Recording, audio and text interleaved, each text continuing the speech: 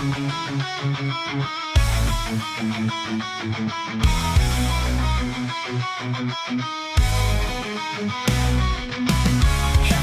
in the ring throwing down, sweat and fury, muscles bound, adrenaline pumping through the veins, crowds roar louder than a train.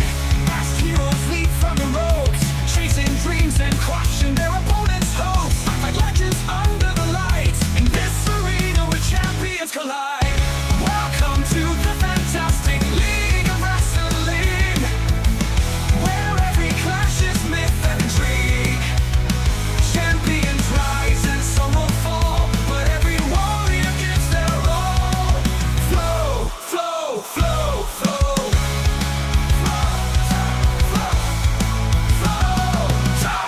From underdog to mighty champ in this Coliseum's fiery camp, standing tall through blood and tears, facing down our darkest fears. Big showdowns, epic and grand, heart and soul in every hand. The dragons roar from the sky, victory's anthem reaching high above. Masked hero, welcome to the fantastic League of Wrestling, where every clash is myth and intrigue. Champions rise and some will fall, but every warrior gives their all. Flow, flow, flow, flow. Flow, flow, flow. Shot.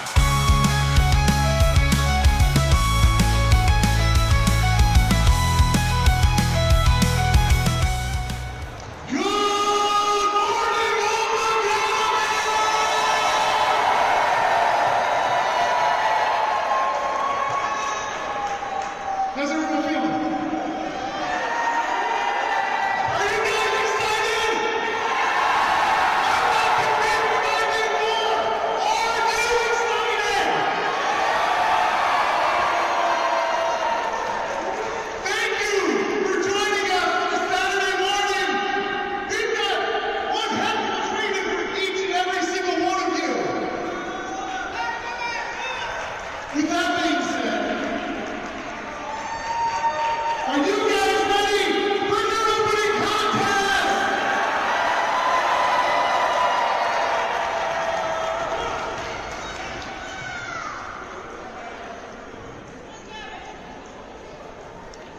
I'm still not convinced. Are you guys ready for your opening contest?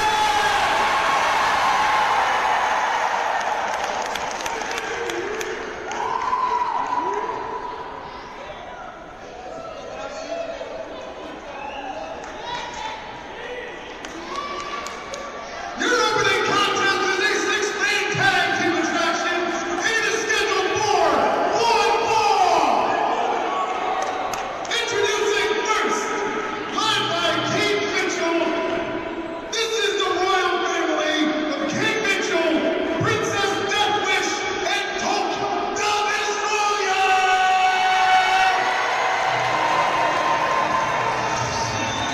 Ladies and gentlemen, good morning, good evening, good afternoon, depending on when you're watching this. Welcome to the fantastic League of Wrestling as we present Saturday Morning GrappleMasters. My name is Peapod, my partner for today's festivities for the special children's charities here in Chicago, Illinois, Mark Roberts.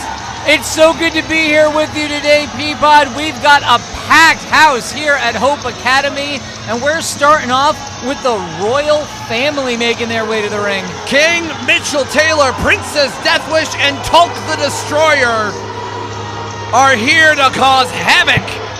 As we know, back at Quest for the Dragon Belts, King Mitchell stole that SCW international title from Birdo. And he has some bad plans, and it seems like Princess Deathwish, aptly named, joining the royal family, and Tonk the Destroyer, a devastating force wherever he is. Six-man action kicking off Saturday Morning GrappleMasters. Tonk making his way up into the stands now, It's dangerous, those kids. harassing these children. I think King Mitchell Taylor doesn't like children in general. And Princess Deathwish, coming from Smog City, Utah. This is a heck of a matchup to kick things off here at Saturday Morning GrappleMasters for a fantastic league of wrestling. We are proud to be here for the Special Children's Charity in the area for Southside Occupational. This is going to be a lifetime matchup for a lot of these kids, a lot of these families, once-in-a-lifetime opportunities. It's so cool to know that there's going to be people here who have never even seen live wrestling before, potentially. I know.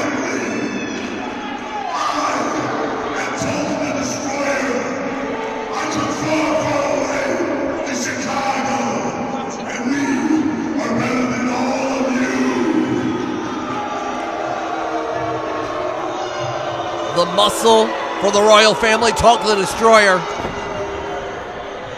is ready for some devastation. And their opponents, introducing first, from Hammond, Indiana, he is your rugged mind, Berto and Hippo!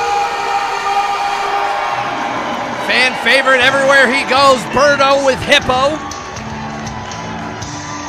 When you talk about somebody that represents everything that Fantastic League of Wrestling is, you think of Berto and Hippo.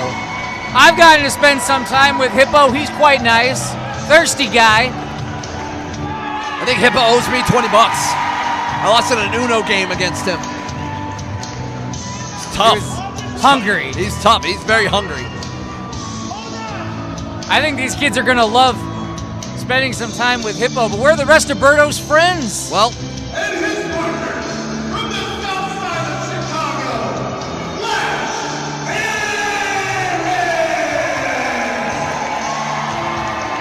Flash coming out momentarily. Local favorite here, making his Flow debut. I think he might have gotten lost on the way here. It's a very There large he building is. here at Hope Academy. There we are. A fan favorite.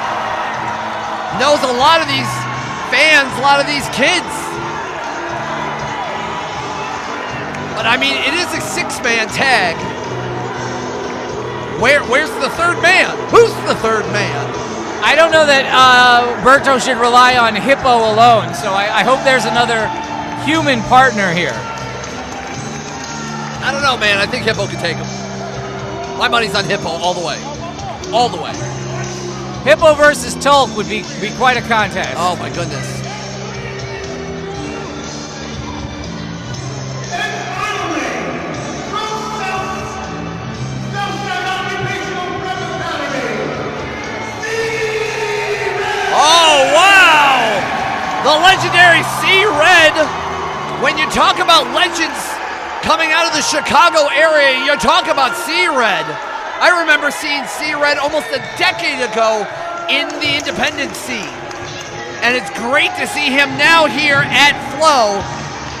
And almost really a father figure to many wrestlers and many people here for Southside Occupational. And they're definitely bringing out the royal family out of the ring. Yeah, royal family running right up to the... Thank you, Deathwish. Princess Deathwish says he wants to speak to somebody's supervisor. I want to speak to somebody's supervisor. Princess Karen Deathwish, everyone. Referee Patterson kicking things off here at Saturday Morning GrappleMasters. We thank you for joining us wherever you're watching, whenever you're watching. It's Saturday morning here, but every time you watch Flow, it's almost like a cartoon come to life. And it's about to get hot in this gymnasium with all of these rabid fans and some six-man tag team action. It's a little bit too hot to be wearing a suit. You made the right call today, Peapod. I mean, the tracksuit feels real nice, but I don't know, you look pretty dapper yourself. Are these guys going to get in the ring? I don't know. The royal family wants no part in taking down Berto. We saw on social media how Berto and Mitchell have been feuding. Berto, you see how angry Berto is, and an angry Berto you should be scared of. As Patterson trying to determine who will be the first competitors to start off this match. It is a 6-man tag, but it is a 1 fall to a finish. Looks like I think C-Red is going to be representing Berto and friends. The bell is rung. We are kicking things off here at Saturday Morning GrappleMasters. Let's see what the good King. Tag to Berto. He doesn't know what's happened. King Mitchell Taylor does not know what's happened.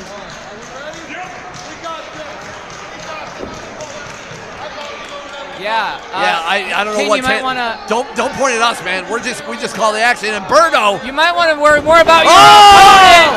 He had no idea Berto was right behind him, trying to make that tag out. He does. In comes Princess Deathwish. Well, he'll have to eventually. Deathwish came into flow during that 4-way at the Quest for the Dragon Belts.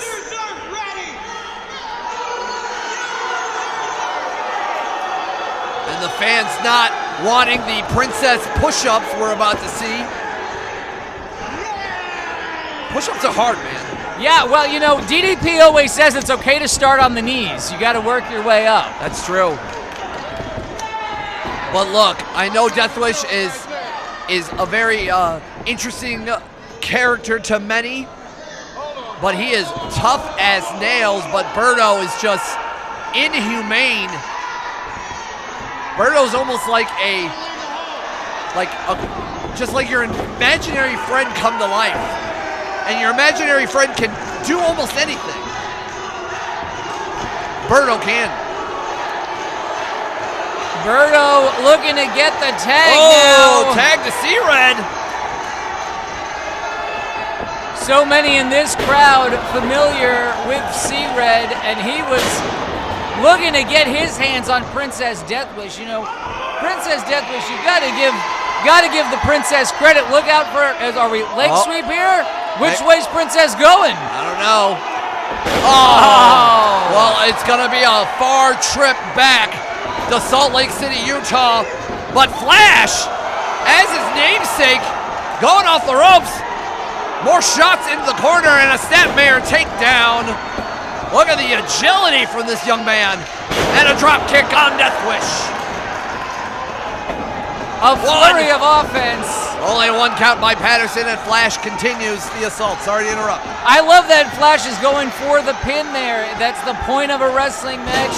Try to pin your opponent. When you've got someone the size of Princess Deathwish, you want to make him work for it. Maybe go for those lateral presses just so that Deathwish has to push up. Oh, and Berto is getting kicked from the front and the back, as you saw King Mitchell going after it, and a neckbreaker takedown pin attempt. Here we go. 1, 2. Only a 2 count from Deathwish. And a tag into the power-hungry Tulk the Destroyer. Tulk comes in when Berto was vulnerable and has just grabbed a hold of the head.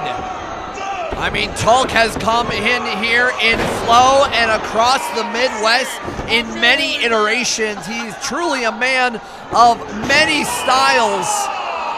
But Tulk the Destroyer, I think, is the most devastating look of them all. I think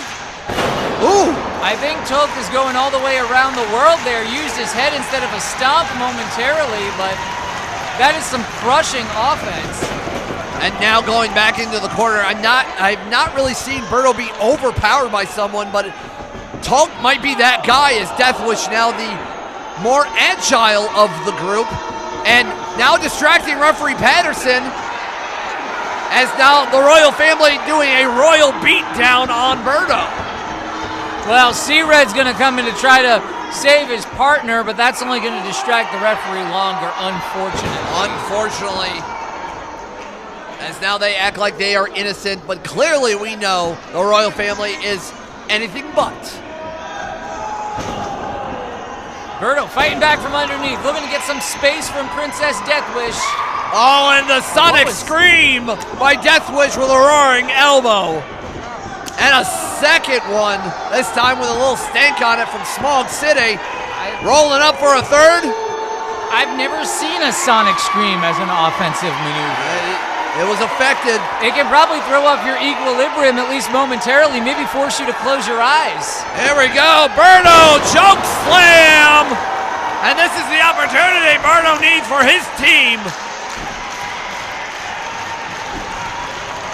What a way to kick off the festivities here for the Special Children's Charities here in Chicago, Illinois.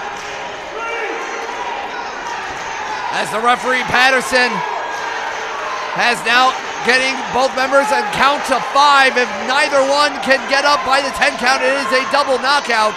But a tag into Tolk and a tag into CeeLo. Oh, gets out of the way. CeeLo so strong, so charismatic. Decades of experience here, off the ropes, looking great as he is. Oh, you and see? A trip up. That's a veteran maneuver. Oh, but Mitchell so quick, and now Berto wants Mitchell, and wants Mitchell bad. Flash now meeting Deathwish halfway. There goes Deathwish. Tolk's all on his own here. Oh, Flash almost got smashed by Tolk. Uh-oh. Oh, high knee by Flash, and a spear by CeeLo. That might do it. And it does.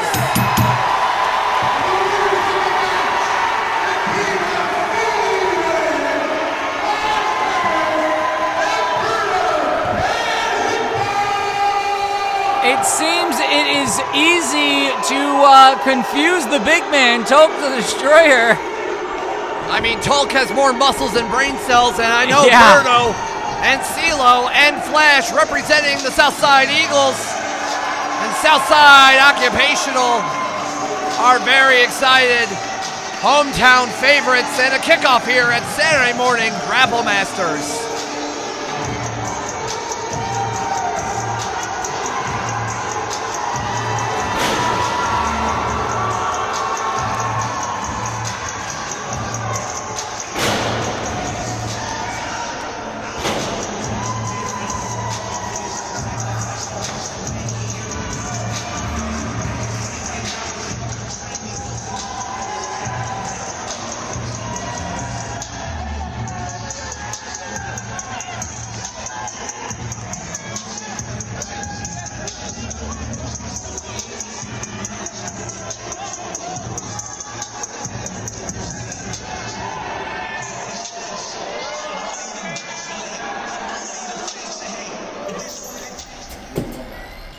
What are you guys doing? We just lost a match and you're back here eating stuff in your faces? Tully, you're supposed to be the enforcer, the big guy. You took the pin against C-Red. What is going on? He gave me the hot tag! Where were you? I was indisposed. Why are you eating pizza? You're supposed to be on a salad calorie diet! I don't know if you saw it, but I did enough princess push-ups out there to destroy my calorie deficit. Neither one of you should be eating anything. You should be out running around the block, getting in better shape, because we just lost to Berto. Guys. King Mitchell, your family, you just took another loss. What does this mean for you? How dare you speak to me, peasant? If you want an answer from the royal family, then you speak to Tully. Tully, Tolk! what? Tully is no more! I am Tolk the Destroyer! What is your question? Tully, what does this loss mean for you guys? It's yet another one in the record books. This loss is a fluke. Do you hear that? Blow? A fluke! Every time we come to Flow, it's a fluke because of that referee, Josh Patterson. We're gonna get our ref. Hell, let's get two refs. Because Berto, you are no longer my friend. We used to be friends. And when we have one-on-one, I will crush you like a bug. Because you are all peasants to the royal family. Get it together. Stop eating pizza! If you guys like that, we got so much more for you. By the way, I love the energy. You guys are so hyped up. We love it. It's energizing me. It's energizing everybody in the back. I just want to say we love you guys. Keep that up for the rest of the show. Right? Are you guys ready for another match? All right, well, I like to give the people what they want, so let's go. The following contest is a singles match, and it is scheduled for one fall. Introducing first, representing the Tragedy Boys, he is the menace to pro wrestling. He is so good. Dylan Cole!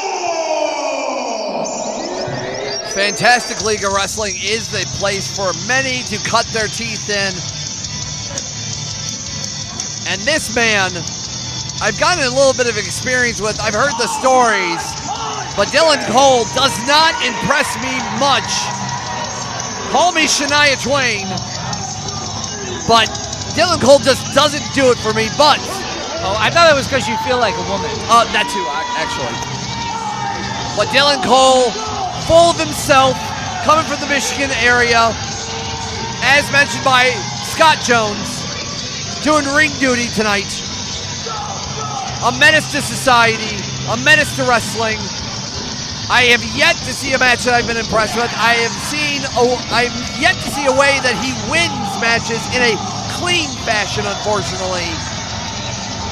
But hey, I can always be changed. Flow's a new spot for him, and much like his opponent tonight. So good. Dylan Cole! Well, self-proclaimed. Yeah, it's written right on his shirt there. But In the font of the thank you bag. From Muhammad, Illinois, he is the 5'7" gift from heaven, Oliver. he's still telling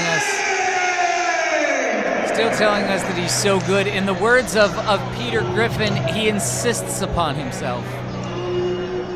If you gotta tell people that you are so good, clearly you're not. Yeah, I let others say it. But hey, he's made it to Flow for a reason. Well, Fantastic League of Wrestling is a place to be.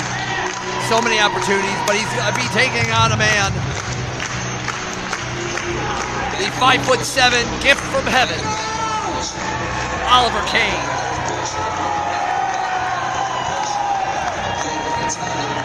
As he coming out, wrestling since 2005, hybrid striker, making his Flow debut.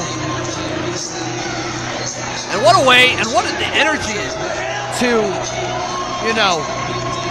debut here at Fantastic League Wrestling with the Special Children's Charities. Kind of almost the birthplace of Flow in a sense, was right here. Biggest event of the year, some 700 people here tonight. This gym is packed.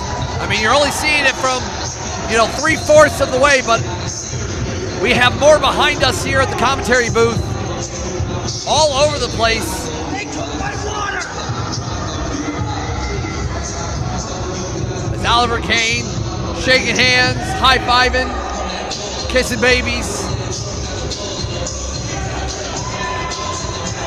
Very excited for what is happening tonight. Or excuse me, this morning. I'm used to night shows. Yeah, that is typically when pro wrestling happens. But hey, we're here on a Saturday morning, and Oliver Kane, typically you would think that just the human body, most athletes are in their peak in their 20s. Yes, professional wrestling is a different animal that takes years and years to master. And when you have a veteran... Nice to meet you, sir. Nice to meet you, sir. When you have someone who has the veteran instincts and knows to make their way around a wrestling ring, it is most often to their advantage to be the veteran who has been doing this for some 20 years. That is, that's a very good point. And Oliver Kane is also the type of person, though, however, has seen the battle scars. Wrestling ages you almost faster. And, we were excited for our next matchup here at Saturday Morning GrappleMasters. As Dylan Cole asking to take Kane back. These fans are not into Kane. Oh! And ring the bell, and we're going to get things started here for our second matchup singles action. As Kane looking like he's going to take Cole for a ride. I think Dylan Cole, he clearly has the height advantage, the reach advantage. The youthness. Yeah, it may mean that he has more of a gas tank, but right now, I think that man is running on empty. Right now, Oliver Kane certainly getting the better of the situation. Dylan Cole trying to fight the referee. He doesn't know where he is. Oh, and a stiff right from Kane. As Kane showcases a lot of that hard striking background. Oh, and once again, that veteran instinct. Yeah, he baited him in there. Mark, you called it right on the money, and that knee hit him right in the money as well.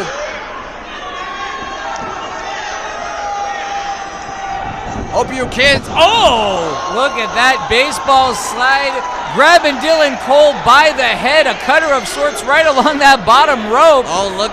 Here we go. More of that impressive strikes with that Insiguri there from the outside in.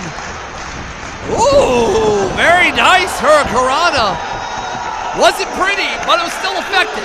Well, it was because Dylan Cole's body was thrown across the ring, and now he's just begging for some reprieve here. He is not going to get it from the veteran Oliver Kane.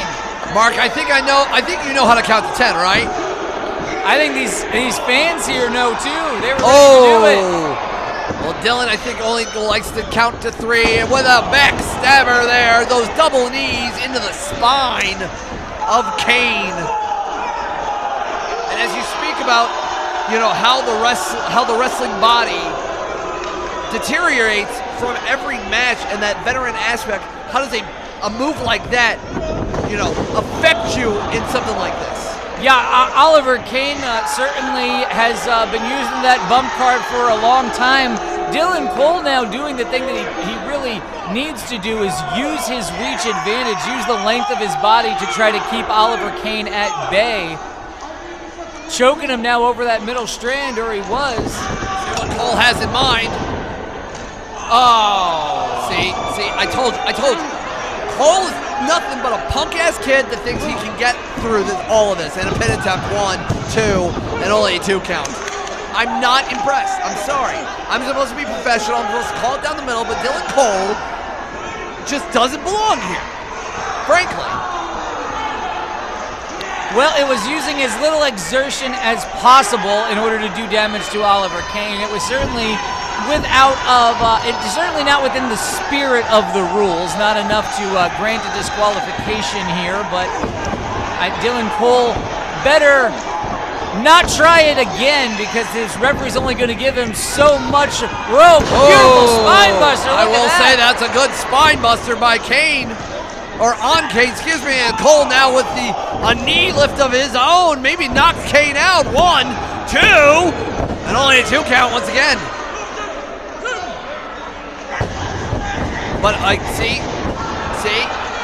it's just that petulance is what that is. Good word there. That's $5 word there, man. It's early in the day. I still have the words because I slept a little bit last night. I did not. But that's a story for another day. Powered by Ghost, not a sponsor. As Cole might be seeing a ghost after that elbow into the jaw, and now a leg and a foot to the jaw. Catches the boot as well, and now he's catching a whole body. That's a lot of man to be flown in the air, and Kane now going on the attack. Elbow on Cole. Ducks the line. Ooh, flips him over as Cole is turned inside out and shocked beyond belief. That's a big bag body drop on a much larger man. Oliver Kane showing that he has earned his stripes and knows his way around a pro wrestling ring here at Flow. You hear this crowd in Chicago just hot to see Cole get his.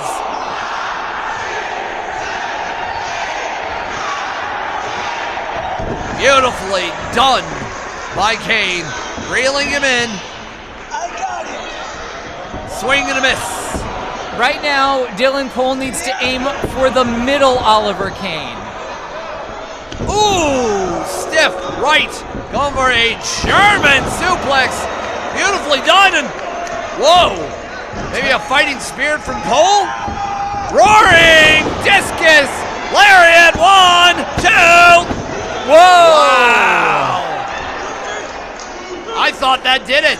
Yep, I was certainly prepared for that to be the end. Got to give some credit to the menace of pro wrestling for getting out there.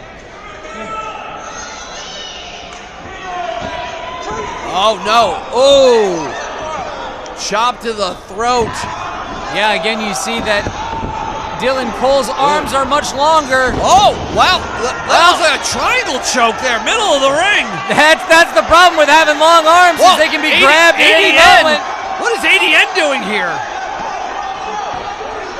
ADN, we were going to see him later tonight. The distraction and a Yakuza kick by Cole. Gonna pull him away with a twisting suplex, and that'll do it.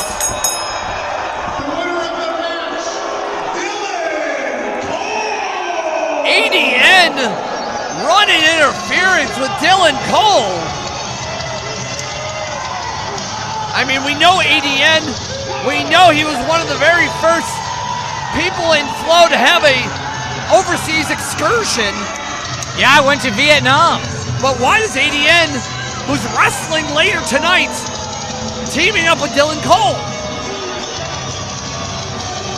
The distraction was enough to give Cole the victory here tonight. Quite a showing, however, from Oliver Kane. We will continue Saturday Morning GrappleMasters right here for Fantastic League of Wrestling.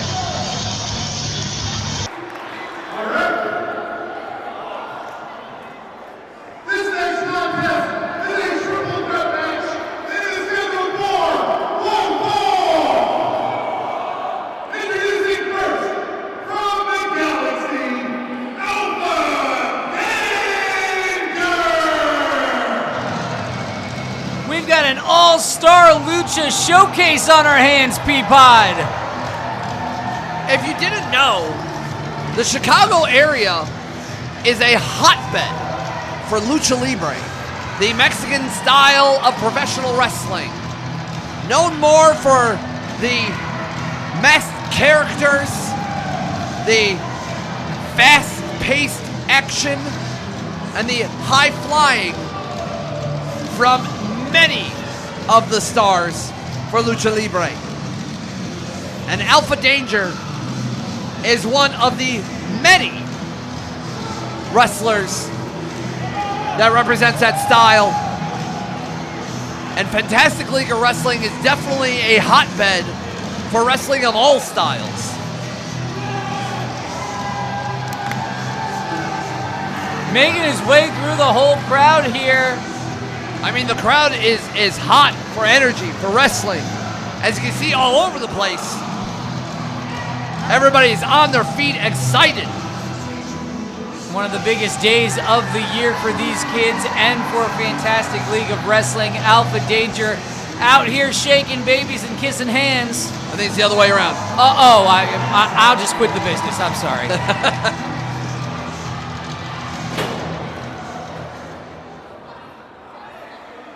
As referee Jana Pride shaking hands as well. Excited to see her. From Chicago, Illinois,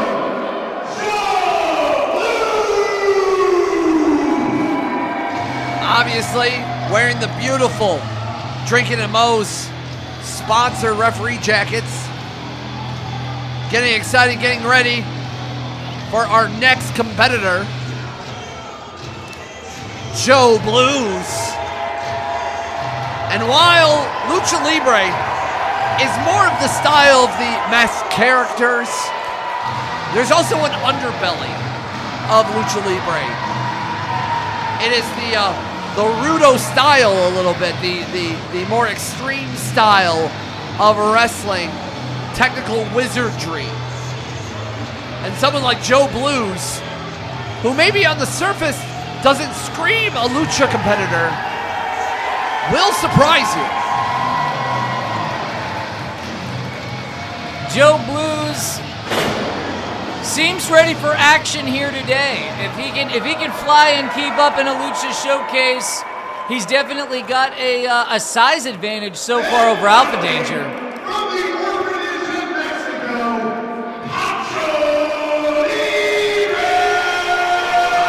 Joe Blues representing All-Star Wrestling, but Pancho Libre, I think he looks familiar. I can't put my finger on it, but I think I've seen this before.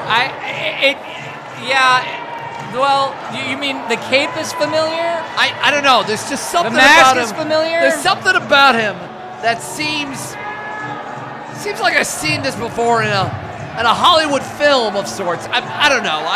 We'll have to figure that out in a simple time. I think what you mean is that Pancho Libre is larger than life. That's true. He might be a little tenacious, so to speak.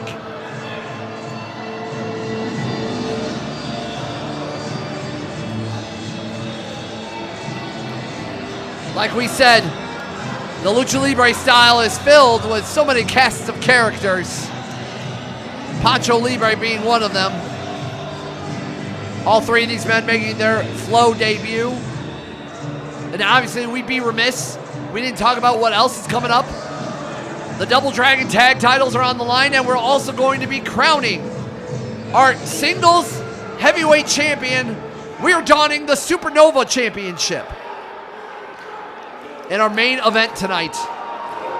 It's a very big day for Fantastic League of Wrestling. And, you know, look at this crowd already ready for some lucha. Chicago, perhaps the best city, I think really the best city in the United States for a genuine lucha scene and lucha fans. But also, lucha is the most accessible form of professional wrestling. You show lucha to someone who doesn't know anything about wrestling. What is this guy doing? I don't know what Blues is doing, but I think you have a good point there before you got interrupted by, you know, the chicanery of Blues. See, I can do $5 words. That Lucha Libre is one of those wrestling styles. When you think professional wrestling, you think of almost two styles. You think of like the old school, you know, Macho Man Randy Savage style of wrestling, and then you think the lucha style, the mass, you know, the idea of like Blue Demon and, you know, many other lucha superstars. But Pancho and Alpha Danger gonna showcase here a little bit of that Lucha Libre style. Working on the arm and now moving into a headlock with a takedown there. And there you see Pancho Libre having no choice, because where the head goes, the body goes. That's true. Oh, and locking in a very unique submission hold. Again, is that underbelly of Lucha Libre, is that style, that submission style of wrestling. Yes, the llave. The llave style, that's what I was going for. Thank you, sir. That's what I'm here for. Absolutely. I have some words, and I can say them when you're not saying them. And you look great in a suit. Well, it is hot in this gym, by the way. I know. Good that I wore a suit for all that camera time I'm getting. Beautiful lucha arm drag there. It's not about us, brother. It's about the great, fantastic league of wrestlers here in Flow. And it puts me in the mindset of being ready for some great wrestling action here today. As Pancho Libre going back and forth with Danger. Oh, and a scoop down. And a nice arm drag rolling through by Danger as Pancho Libre is really feeling himself off the ropes. Not pretty, but effective as well. Alpha Danger doing a great job of catching himself before coming down hard on this basketball gym floor.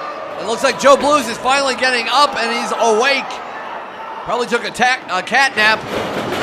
Going from the outside to the in with that arm drag. Matching knuckle for knuckle. And a test of strength here. Whoa. But Pancho Libre breaking things down. Yeah, Off beautiful the trip. ropes. Because Wow. otherwise, I don't think that Pancho would have wanted to get a real test of strength going here with Joe Blues. Look at this. Another beautiful executed arm drag by Joe Blues. And now Danger and Blues got to face off. Danger is fast. But Blues might be just as fast. Look at that. Grabs the leg. Very smart trip up, but a reversal here. Blues. Yeah, Blues is able to just reach out and grab his opponents because of how large he is by comparison. Concentrating on those arm drags might be pulling an arm out of socket, probably dislocating your shoulder. But Blues now going a little bit maybe more heavyweight title, or excuse me, a heavyweight moveset. Gonna possibly dump him. Using his size advantage, but the lucha skills of Alpha Danger get him out of there once again. And now he is ready to tie Joe Blues up in knots. Look at this. Once again, that Llave style, that underbelly submission style of Lucha Libre. Look at this. Just tying them all up in knots with nowhere to go. Rotate once and that guy is getting pinned. That's true. As you can see, Jada Pride doing the best job to concentrate and making sure that somebody's shoulders is not laying on the ground. That would force a pin attempt. But it seems like Pancho Libre playing spoiler. Pancho did not let that happen. There are 3 competitors in this contest. One fall to a finish. Oh, miscommunication there. Pancho Libre now cleaning house a little bit. Uh-oh. Oh! There's the Tijeras taking Alpha Danger down hard. The head scissors by Pancho Libre. And now a Hurricanrana on Blues. Can Pancho follow up? But Alpha Danger now grabbing the head, twisting back, getting him in position, almost trying not to rip off that mask. I think Alpha Danger just wants to make it look unintentional, and he's actually trying to pull that mask right off of his face. There's Danger now. Going after Pancho. Pancho catches the arm. Oh, looking like an octopus stretch of sorts. That has got to be a painful situation for the shoulder of Alpha Danger being wrenched back there. You could pop it out real quick. Oh. And Pancho left himself open for that one. Just knocking somebody in the gut. Not pretty, but effective. Joe Blues now. Drop kick in the corner. Beautiful shotgun drop kick. Hits, follows it up with the senton. It looks like Blues is gonna fly here. Blues needs to remember he has 2 opponents in the ring. Oh, double stop there. Oh, he was gonna go after Danger, but Danger now drops Blues on his head and neck, and I think he's gonna go for a sharpshooter. Maybe, tying up the arm as well. Wow. Gonna tie up the other arm. Maybe almost a variation. More like, okay, he turned into a pendulum. Very unique offense. Blues has nowhere to go. And it goes for the submission hold and your winner.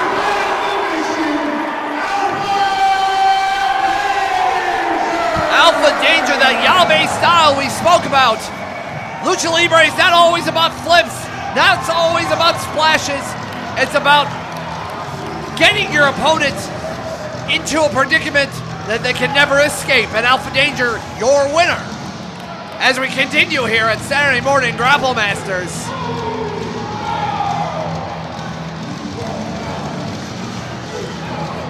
What a showing from Alpha Danger here. What a showing has been indeed. Heck of a time here in Chicago. Here with Joey Blues, and he just had an absolutely amazing match, but it didn't quite go your way. You ended up getting folded like a pretzel and then tapping out. However, we saw a lot of potential from you. What's next for you? Well, technically I didn't tap out. I just straight up said I give up. Because, yeah, I got stretched internationally. Yeah, your hands weren't even available for you to tap out. Yeah. One part of me was in the United States, the other part was in Mexico. I'll tell you that much for sure. But to bounce back, I'm just going to keep learning, keep showing up to my Lucha Libre training, and I'll eventually surpass them. I'll get a rematch with them eventually. I'll give them what's coming to them. I know a lot of people, including Flo, would like to see that rematch. Best of luck to you in the future, Joey. Thank you very much, bud. The following contest is a singles match. It is scheduled for one fall. Introducing first, from Colchester, Connecticut, this is the Dream, Aaron Daniel Norman! Aaron Daniel Norman, ADN. One of the very first people to go on an excursion representing the Fantastic League of Wrestling. And now coming off with his new friend, I guess, partner in crime, Dylan Cole. I know ADN wants to represent and wants to become the ace of Flow. He was the first person to wave the flag overseas. He was the first person to showcase the types of wrestling that Flow can be with some of our international partners. And we already saw ADN insert himself once today, and perhaps this was why, so that he could have a second in Dylan Cole in this matchup. Means that maybe Aaron Daniel Norman is a little bit weary of his opponent here today, Peapod. Maybe.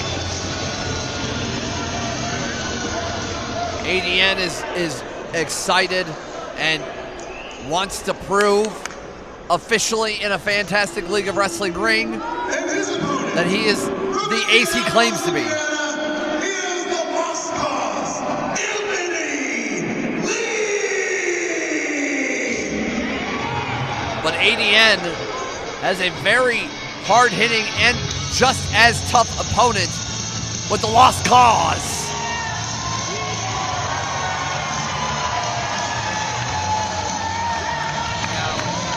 Anthony Lee looks like someone who you don't want to meet in an alleyway after bar close.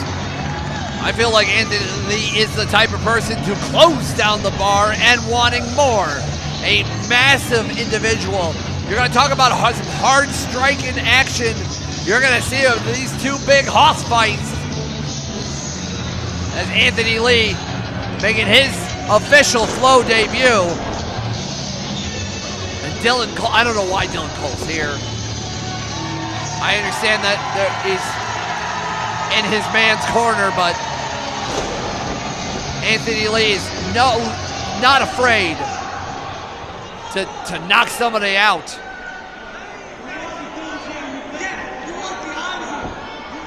I would think either of these guys would have an advantage against most athletes they would face, but we've got some serious poundage in the ring right here, Peapod. Well, and then there's Dylan Cole. And then there's Dylan Cole. It's almost like a gnat. And thankfully, referee Lucky is kicking Dylan Cole out of the match, which rightfully so. He already had his match. He already got paid. Get the hell out. ADN now is on his own.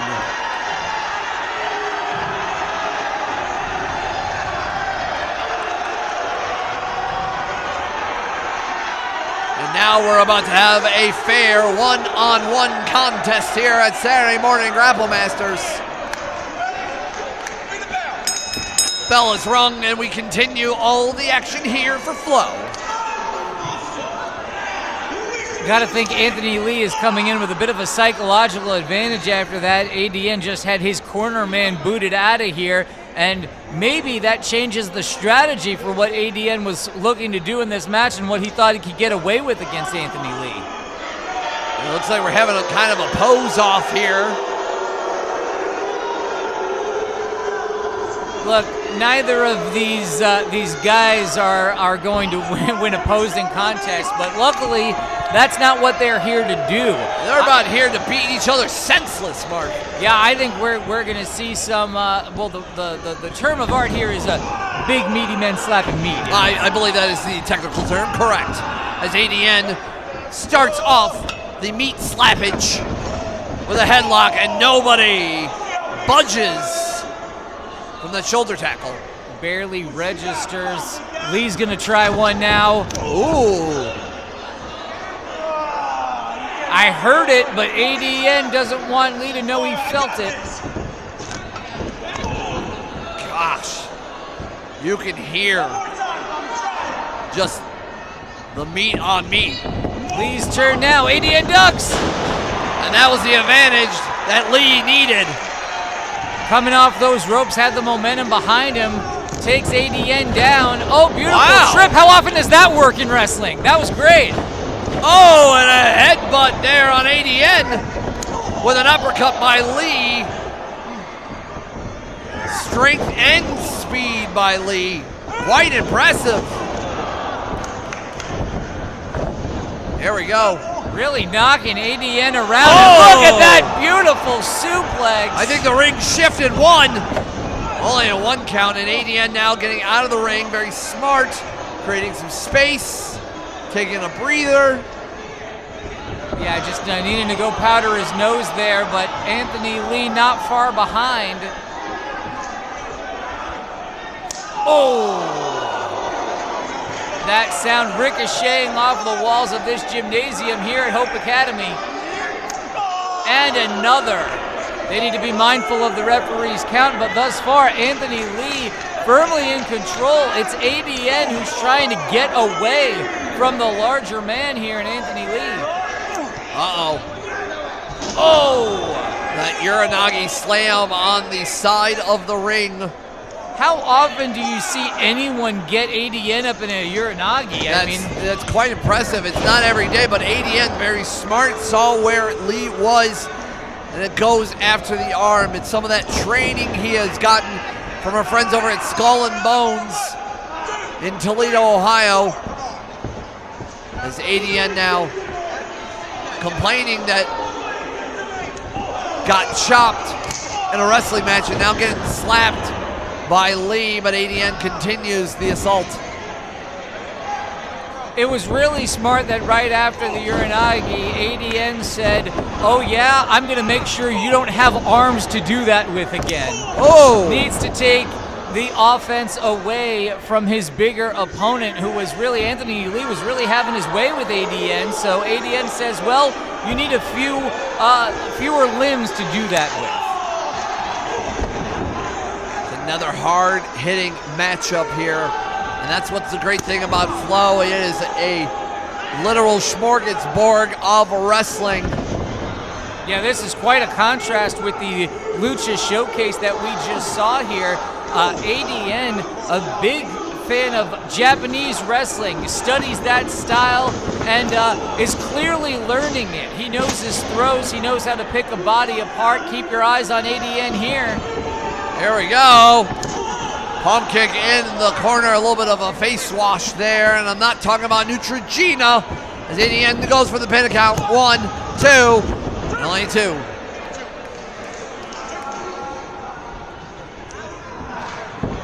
ADN now wrenching on that arm, torquing the elbow in the wrong direction, putting pressure on the shoulder, wants to cut down on the number of strikes that he's going to be taking from Anthony Lee, and once he is done with working over those arms, Peapod, I think it's going to be time for some suplexes if I know ADN. I'm sure you do, as ADN concentrating on the arm and the head and the neck. Very smart to take somebody off their game.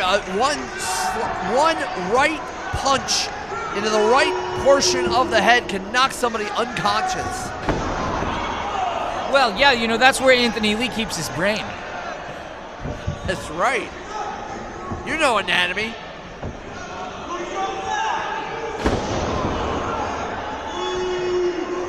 This Anderson-like offense from ADN, showing he knows lots of different ways to take out an arm. Anthony Lee still has his punching arm, though, so he's fighting back. As ADN continues the assault. Been in control the last few moments of this match, and more shots to the head and neck. And now ADN is about to go and fly. Oh, that was a knee right to the mush. That's my anatomy coming in. That's true. Mush is a technical term. 1, 2, and oh, so close by referee Lucky. As ADN wants to become the ace of Flow, and I feel like he has his eyes on whomever's going to be winning and coming out the Supernova champion after today's festivities. I would love to see either of these guys in that picture. This is awesome. They're clearly able to give some punishment and take it too. Look at these forearms now from Anthony Lee, gets cut off by ADN. ADN, very cocky, very confident, but he's showing up and showing out. But Anthony Lee does not want to lose from this huge crowd here in Chicago, Illinois. Uh-oh! Overhead suplex, dumping ADN on his head. Prone in that corner is not where ADN wants to be. Oh! Rolling, jumping senton by the big man, Anthony Lee. And I think he's calling for it. Maybe a big lariat. Dumps it. Oh!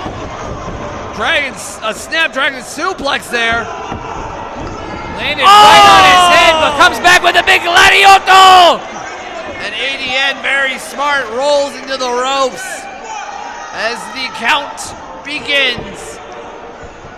If neither competitor can get up by the count of 10, it is known as a double knockout. We'll have no winner, and I don't think this crowd wants to see this match end in a knockout like this. Great ring presence from both men. Anthony Lee knew he didn't even have to get up to break that. He didn't have to take an 8 count. All he had to do was roll over and put his arm on his prone opponent to try to get it. ADN, as you'd already called out, great ring positioning, great ring awareness under the ropes there, able to break up that count. Anthony Lee up to his feet first. ADN still taking a breather in the ropes there. As you can see, referee Lucky is separating both competitors. And while ADN is technically in the ropes, he needs to have the moment to get himself up. Maybe also making sure that he's not knocked silly. Referee Lucky separating both competitors. Oh, running senton once again. Lee is not going to wait. Oh, the big man isn't actually going to go up, is he? He pointed to the sky. Uh-oh. And now he made a flippy motion with his hands. I don't know what he has in mind. I don't know what Anthony Lee's gonna do, but the big man is on the second rope, and this can spell disaster all the way up top. High risk, high reward.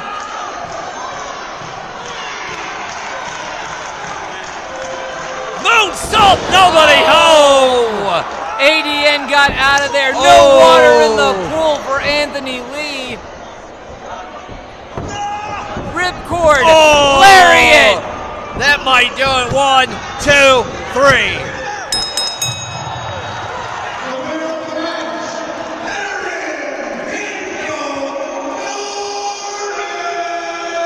ADN did not need Dylan Cole. He did it on his own. Has defeated the big man, Anthony Lee, and maybe proving a point to him and to many others that he wants to be the top on the Flow roster. I see your snarky notes here say self-proclaimed ace. It's not going to be long before others are proclaiming the international ace of Fantastic League of Wrestling, Aaron Daniel Norman. What a showing here today. Fantastic wrestling fantastic league of wrestling, and more here for Saturday morning GrappleMasters. A lot more here from Saturday morning GrappleMasters. Saturday morning.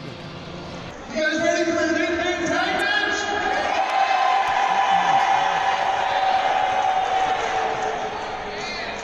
The following match is an 8-man tag match, and it is scheduled for one fall. Introducing first, this is the team of Nick Diamond, Thomas Bailey, James Fury, and Hans Carden. Together, they are known as Diamond Core. Interesting that the Diamond Core is formed. We know we saw Nick Diamond in the opening contest for the Quest of the Dragon belts against Tommy Gunn. And I know that maybe nobody outshines a Diamond, but he's grabbed a couple of the mercenaries and the Instruments of Destruction, who was a part of our main event.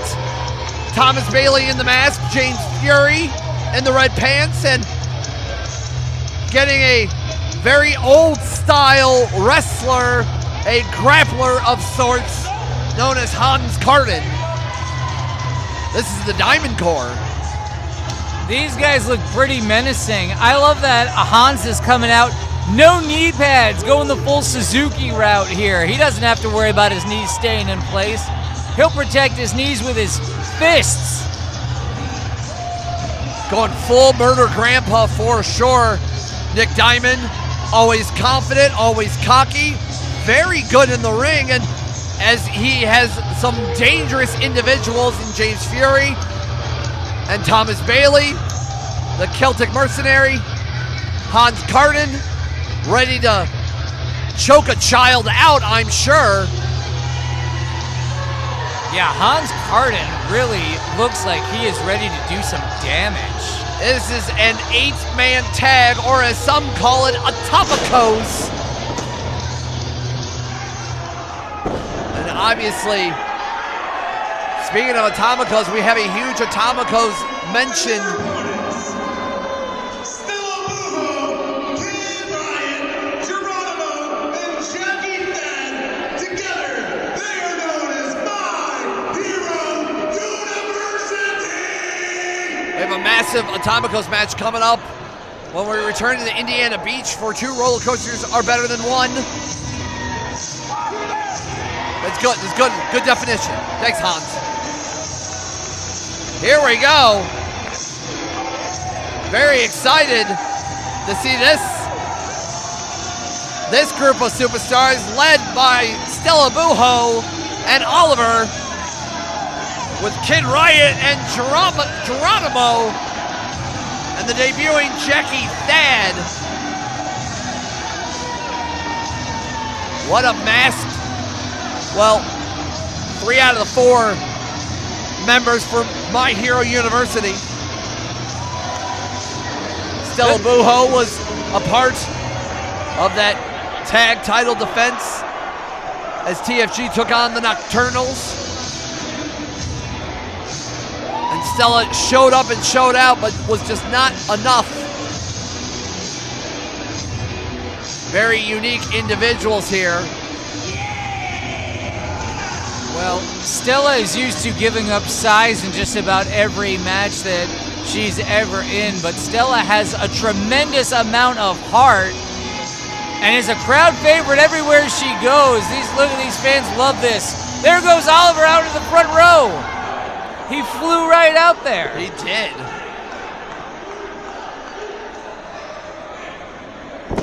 As we're about to get started here.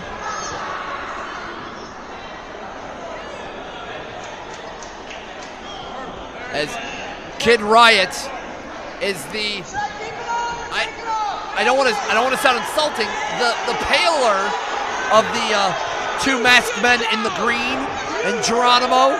Oh, the one with the shorter pants. Yes, the shorter pants. You know what? Okay. That's nicer. I mean, trust me, I glow in the dark. So 8-person, action here for Flo as Jackie Thad and Nick Diamond will kick things off. Now, Nick Diamond, that brother's got a tan. That brother looks good. I'll have to admit. You don't have to tell him. He's very aware. He's very aware how good he looks. Very cocky, confident, almost coming out of like an 80s hair metal band. But wow, the flexibility and the showcasing of Jackie Thad. Oh! And flipping Diamond. I don't think Diamond was ready for any of that. Diamond landing right on his posterior. Seemed to not really even be aware of what happened there. I feel like if Jackie, I feel like Nick Diamond represents 80s hair metal. I think Jackie represents the 90s grunge era. But Hans Carden ready to choke out somebody, showcasing kind of old school style of wrestling. So, I've just got to call it out that Jackie Thad's pants are very high-waisted. There's no navel. It's up to his abs. If those pants, those tights were any tighter, they'd be a belt. But we're not here to talk fashion sense. We're here to call wrestling. Peapod, Mark Roberts here for Flo as Jackie Thad goes on the attack with an uppercut there. You know, Hans Carden seems like the last guy you'd ever want to trade uppercuts with. I just get a feeling that this guy has thrown a few in his time. Oh, it's Stella Buho! Stella, who did who? Stella Buho, always impressive herself. Former Divine Pro champion, and at one point in 2024 held 5 consecutive titles at the same time. But James Fury from the planet Fura on his redemption tour, and so powerful, so strong, so angry. Yeah, probably the thickest, strongest guy in this match in here with Stella, and she's chopping him down to size. Oh, and a bulldog there on Fury. Beautiful offense from Stella. Look, now James is shorter than Stella. She's chopped him all the way down. Which is quite impressive as now Stella Buho goes after Fury. Oh, traps the leg, trying to go for a DDT. That would have been the only way that Stella might have gotten James Fury over, but it didn't work, and it was just one backhand sends Stella all the way to the outside. And Geronimo is in the ring and goes for a head scissors there on Fury. Fury was almost out of the ring thanks to Geronimo. Beautiful high drop kick there. There we go, off the ropes, caught Geronimo in the ropes, trips up Fury, and now a tag in. Oh, double team maneuver. Knees all the way around, and Fury is getting out of there. And you might notice that there's not necessarily legal tags here, or maybe it's too quick to see, or my eyes are going bad, but the Celtic Mercenary trapping Kid Riot. And Thomas Bailey, the strength of the Celtic Mercenary, making it look easy, just throwing his opponent. Only a 2 count. Yeah, I don't need James Fury coming anywhere near this commentary table. I almost had to hit underneath the table. Fury scares the crap out of me. As his instrument of destruction tag partner, Thomas Bailey, who's been impressive himself across the Michigan circuit for only being so young in the business, and distracting Jaina Pride as the Diamond Corps working as a unit.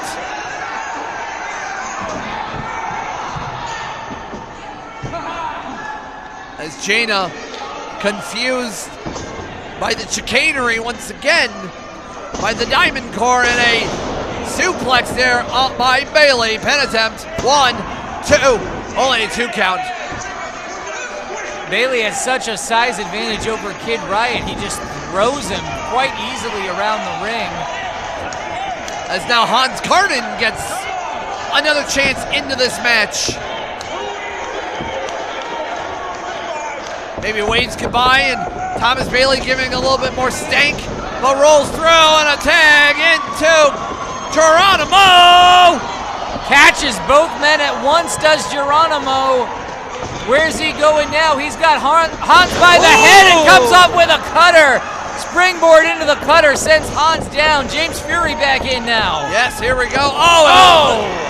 That was a vicious uppercut. Popped him into the air. Here we go as Jackie Thad off the ropes, the middle rope, and wow, with a knee lariat of sorts.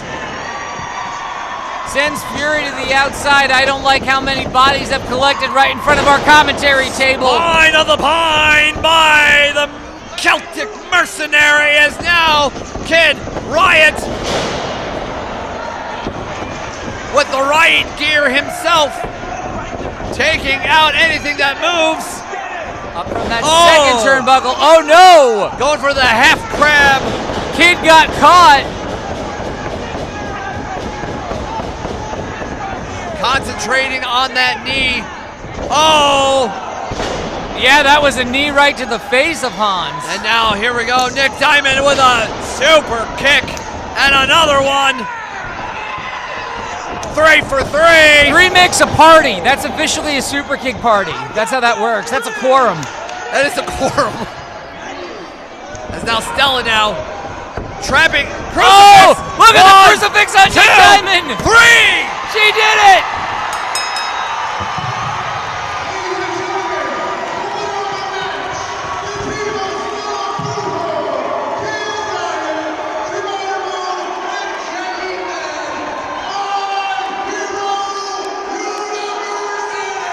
Stella Buho out of nowhere locks that 3 seconds in that crucifix. This is... Look, I've spent some time around James Fury, and the unhinged character you see before you is entirely legitimate. That guy is unhinged. Well, the Diamond Corps not getting their way here tonight, but Stella and company are celebrating. What a victory. Uh-oh. I think we got a breakdown in communication here. We thought these 4 were working as a unit. Nick Diamond is beside himself. Fury is angry. Uh-oh. Oh.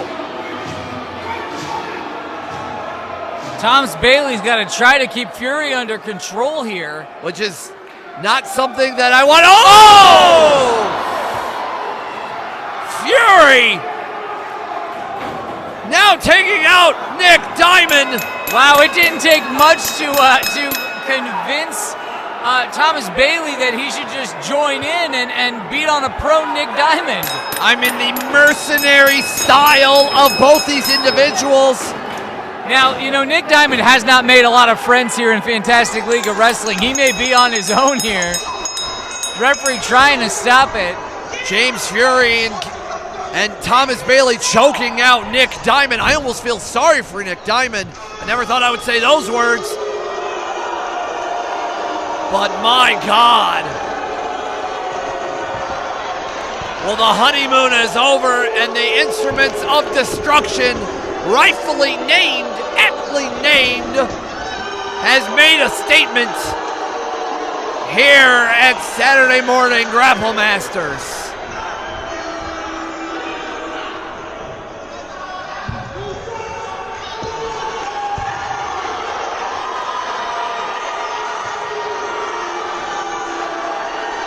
Wow. I think James Fury wants to take out and fight every person in this gymnasium. He could too. What a scary tandem.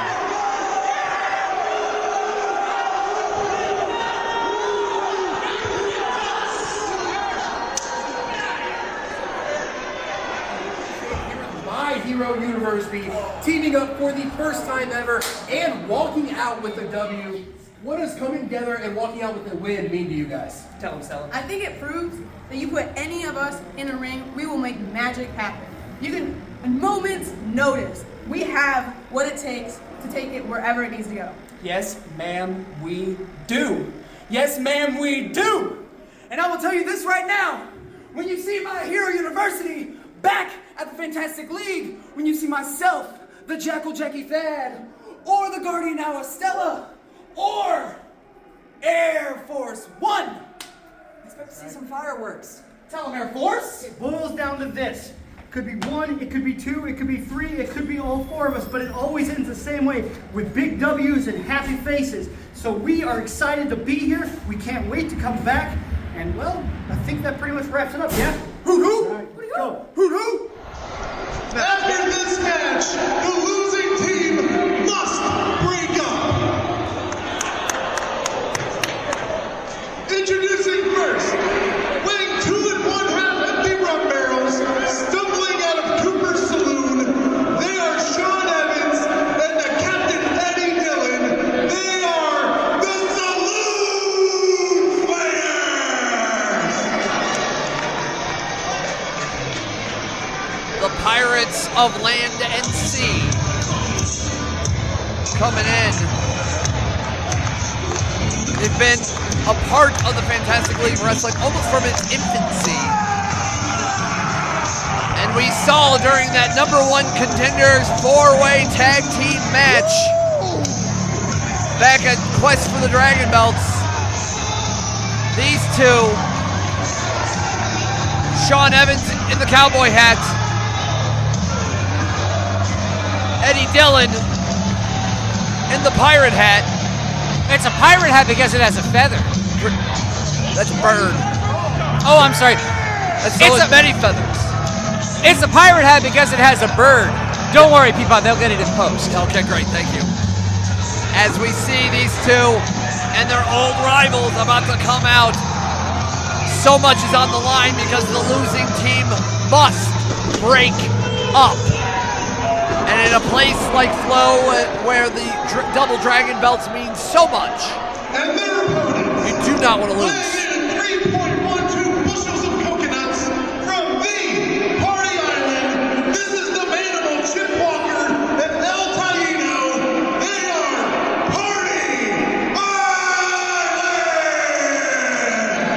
I know you're the stats guy, Peapod. Tell me, how much does a bushel of coconuts weigh? More than a hen weight. I think I'm just going to go to ChatGPT now. I think so.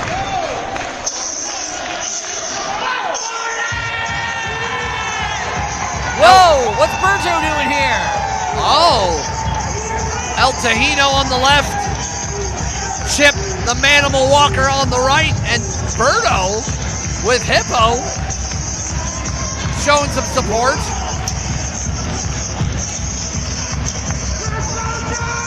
Oh.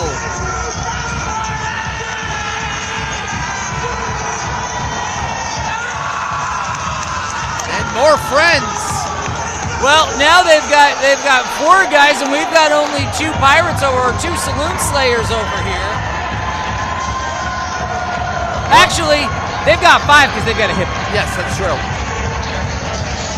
Well, the gathering of a lot of Flow originals here. As Chip Walker coming in with all the Root Brewskis.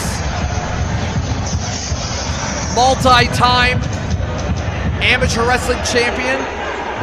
And also hot dog eating champion. I know, I'm sorry.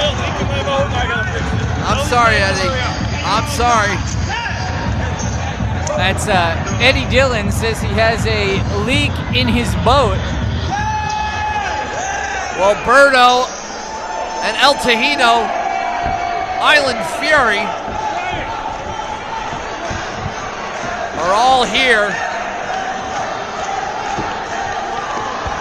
with a young man in tow. Possibly one of the great fans here getting a chance to be in the ring.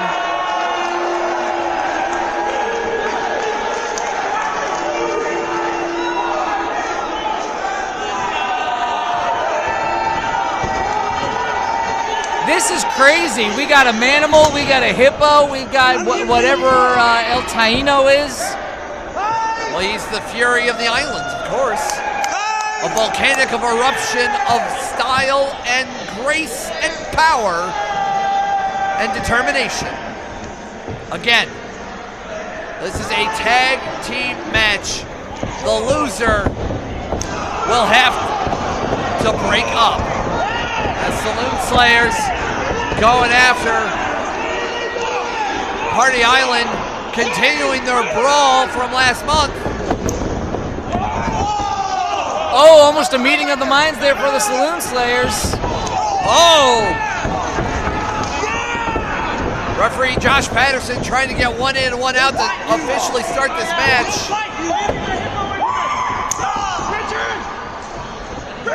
Big chops there from El Taino. And we're down to only Sean Evans representing his team. And the power of the Manimal.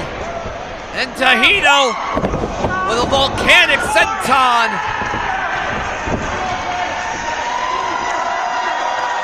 As Patterson trying to gain control.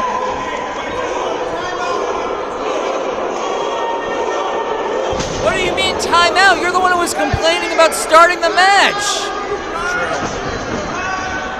Here we go. I think we're about to officially get this match underway. I think Ring the bell. We're getting started here in a loser has to break up match. And a tag into the Manimal. Again, the multi-time amateur wrestling background of the Manimal. Don't let the outfit fool you.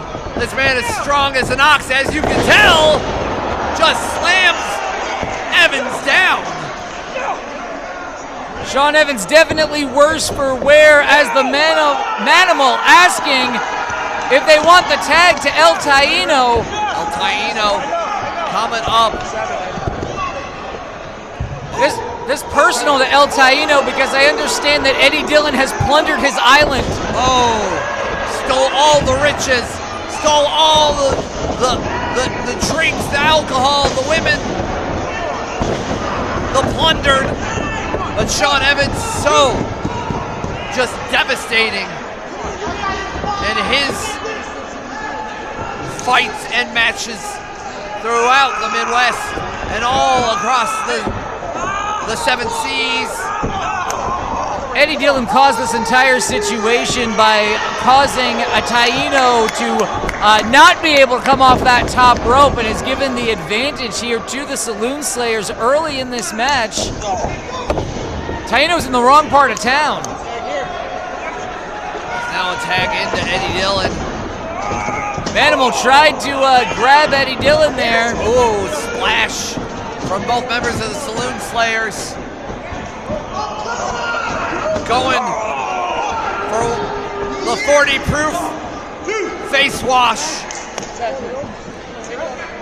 As we continue, Eddie Dillon trying to get inside of the ring. He's got a boat to fix as Sean Evans just baits in Chip Walker there, who is now tying up the referee so that both Saloon Slayers can do a number on El Taino. I mean, you may not like it, but it is smart wrestling here. Snap suplex by Eddie Dillon, pin attempt, 1, 2. That was high, almost a brain buster there on El Taino. Eddie Dillon remaining in control of this match. They have cut this ring in half and they've got El Taino right where they want him.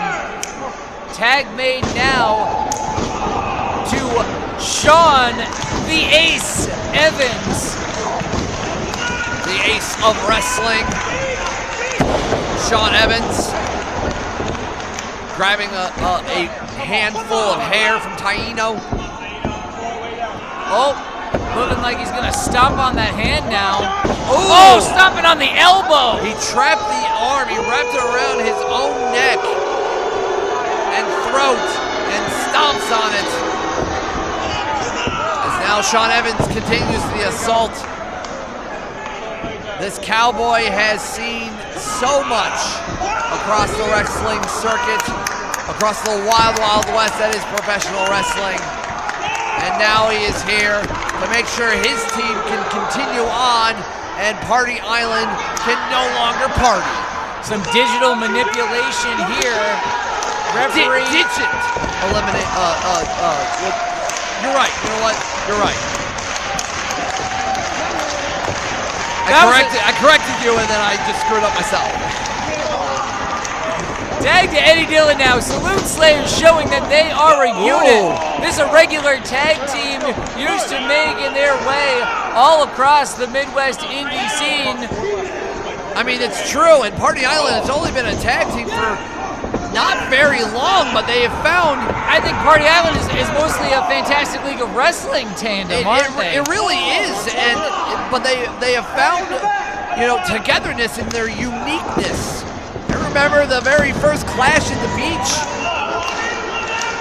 where they faced off together, and then later on, Clash at the Beach 2, here's the found tag an opportunity to team together, as now the Manimal, show him why he is called the Manimal, taking quick work. Beautiful belly to belly, had Eddie Dillon's arm trapped, nowhere to go. Now, he's gonna throw ace. That amateur background, that multi-time award-winning wrestling background from the Manimal.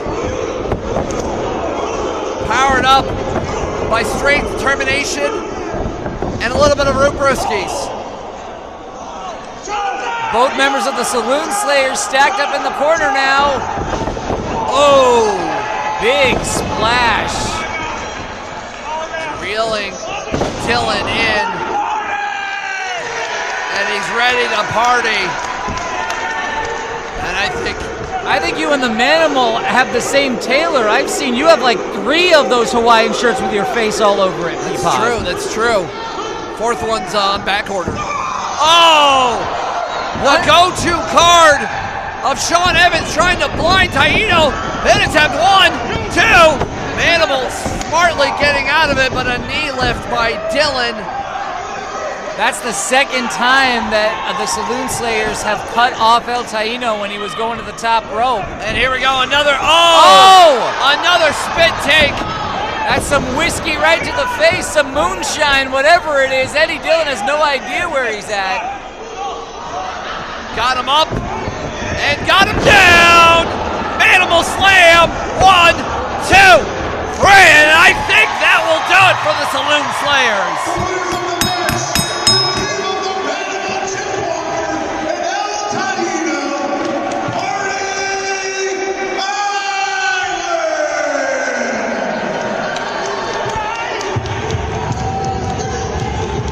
Party Island came here with one goal to continue tagging in Fantastic League of Wrestling. Well, now what's going to happen to Sean Evans and Eddie Dillon? Well, by the stipulation, the Saloon Slayers are going to ride off into the sunsets, never to team again.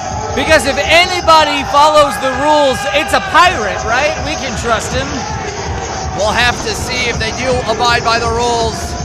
You had a good run, Saloon Slayers, but Party Island will continue the party here at Fantastic League of Wrestling.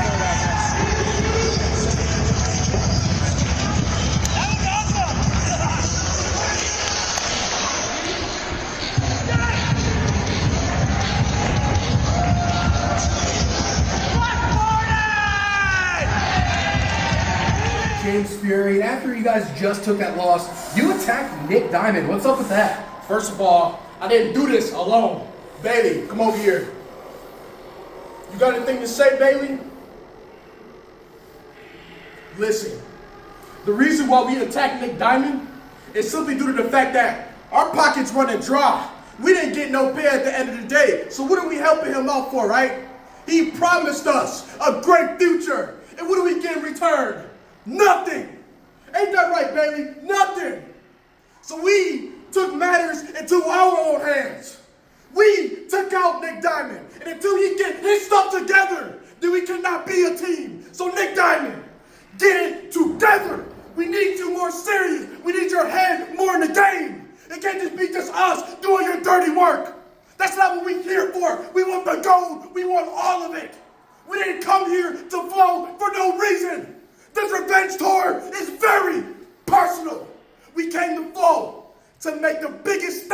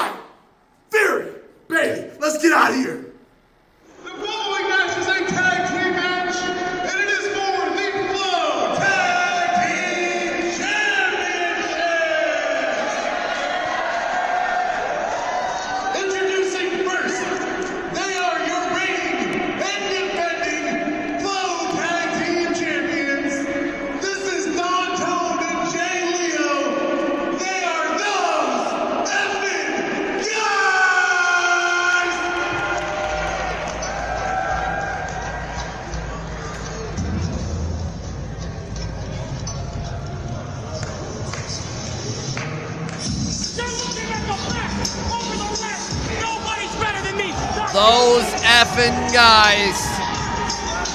Dontone, Jay Leo. The Double Dragon Tag Team Champions here for Fantastic League of Wrestling. Dontone in the beard, Jay Leo, the head of the gang, of the Dirty Nasty Gang. They defended those titles against the Nocturnals at Quest for the Dragon Belts just about a month ago. They rub a lot of people the wrong way, Peapod, but the fact of the matter is that these guys can deliver in the ring. They can back up all of the trash that they talk, and they've got those championships for a reason.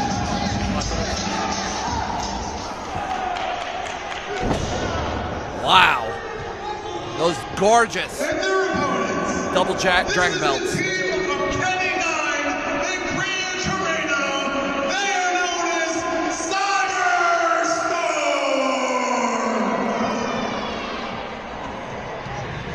Cyberstorm won a 4-corner tag title. #1 contendership at Quest of the Dragon Belt, defeating 3 other teams. Cyberstorm and Kenny Nye and Gran Torino. Gran Torino returning from an excursion in Japan. Kenny Nye, probably one of the fastest rising stars here in Flow. And once again, Jay Leo is just taunting this crowd like he's going to give him a t-shirt. And, yeah, he's not. He's not going to do that. Went right to Dontone. Look, Dontone, Jay Leo, scummy individuals. But they get the job done inside of that ring. Look at that. He does push-ups and he's not even on his knees. Cyberstorm, not impressed by push-ups. Looking great as a unit ever since they've been teaming together here at Flow. If you talk about a team that could dethrone Dontone and Jay Leo, it could be these 2 individuals. Enough talk about these jabronis. Let's talk about the best over the rest. Those effing guys, Don and Jay Leo. We are brothers, and we're better than anyone who comes through that curtain. Dontone's going to do commentary on his match, too. That's great, because I've used the restroom. He can call his own match. These guys do talk a whole lot of smack in the ring. But look at Nye and Torino, the Cyberstorm. Looking like $1 million. You gotta be impressed. They earned their shot here tonight, and I hope they realize what's in store for them as they take on those effing guys, because the champs are the champs for a reason and have wreaked havoc everywhere they have gone throughout Michigan, throughout the Midwest. There's a lot of rampway ahead in the career of Jay Leo and Dontone. Look, Dontone and Jay Leo are going to be going overseas in about 60-ish days, representing Flow and potentially taking those tag titles with them. And we're about to get started with our first of 2 title matches this morning.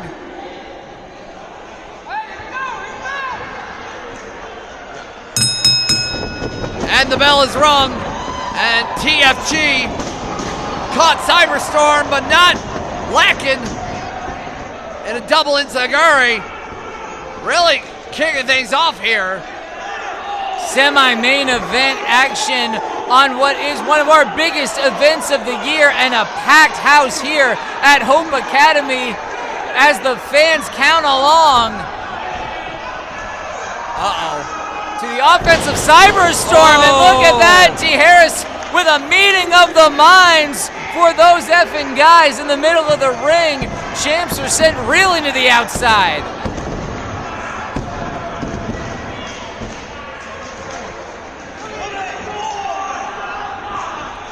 Trying to caucus on the outside here might not be the best Oh! idea.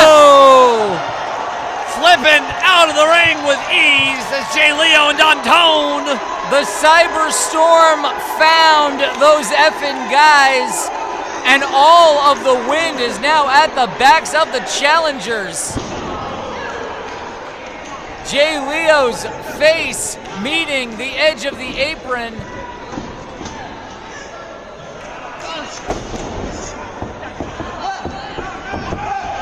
Some dirty tactics though there, pulling on the mask. Not pretty, but effective as that lariat by Don. And separating both of the members of TFG and distracting Kenny Nye. This is the problem, but also the effectiveness of TFG. They know where each other is at. They seem to be on the same page. Is D'Antone about to go for another one? Absolutely lighting up the chest there, makes the tag back to Jay Leo. Jay Leo's gonna come and taunt Kenny Nine. Oh, big forearm in the corner. Back elbow now. Teamwork from the champs. A backbreaker and then just a kick to the side of the head. Massive offense and a very cocky cover with Jay Leo just taunting everybody here in Chicago.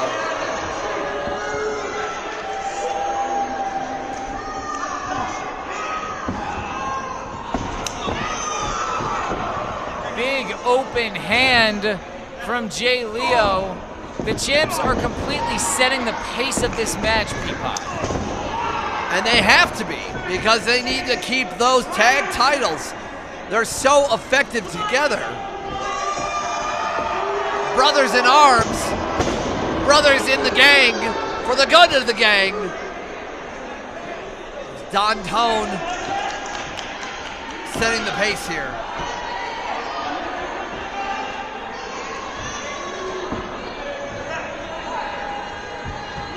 Oh, excuse me, Jay Leo, excuse me. As now Don continues the assault with the distraction by... Referee is all tied up on the outside, trying to keep Jay Leo from attacking members of the audience here. Ref is actually keeping them apart. Meanwhile, back inside the ring, D'Antone taking care of business. And moving into his corner and calling for Jay for the official tag, even though the last few moments he's been doing the dirty work. I feel like if TFG wants to leave here with all four tires intact, they better watch themselves.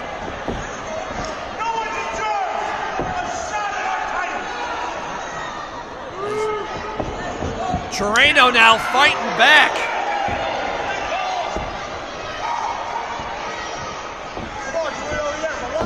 But Jay with a massive chop. As Kenny calling for Gran Torino not tagging in. Very interesting strategy. I think that's the trust of his tag team partner. Jay pulling down his singlet now. I mean, he's looking great. He's trimming up, firming up. Definitely wants to go overseas in the best shape of his life. And a tag into Don, but I think TFG doesn't realize that Chirino just got a tag in. Or maybe not. Yeah, Kenny Nine. I thought Kenny Nine did hit the blind tag there. Maybe not. I don't think Jaina saw it. No, we saw it. Referee Jaina Pride did not see it. And that's the unfortunate part sometimes in those blind tags. Yeah, blind to the referee isn't going to help you out much. Oh! As TFG continues the assault on Chirino. Yeah, Chirino's chest is just absolutely lit up there, looking like raw meat. I mean, Torino just came back overseas. I was going to say he did an excursion as well. So 2 of the 3 guys in this match have or will soon be traveling the world with Fantastic League of Wrestling. He traveled the world with ADN overseas. And now Torino's trying to take some of the skills he's got back here into flow. Fighting to create some space and takes out the knee there of Jay Leo. Uh-oh. And now he's calling for the ref to check on his knee. Both sides make a tag. And now Kenny Nine, who's been seeing his partner get beat up the last few minutes, and Kenny Nine, very, very impressive himself, going for a ride for an DDT on Jay. Wow. Spiked Jay's head. Limbs went in all directions. The challenger's now in control. Jay taking a bunch of feet, and Don is now getting back up after that DDT. And wow! Look at that neck breaker. He's gonna go for the spinal tap! This might be it! New tag team champions! Or not? Spoke too soon. That tells you the determination of TFG. I think they're gonna try it once again. Hitting the reset button here. 1, 2. Jay Leo's taking a lot of punishment. Where Don Tone has Jay Leo in there to break it up. It's so hard. They're so similar, which is a great look for a, tag team as they continue.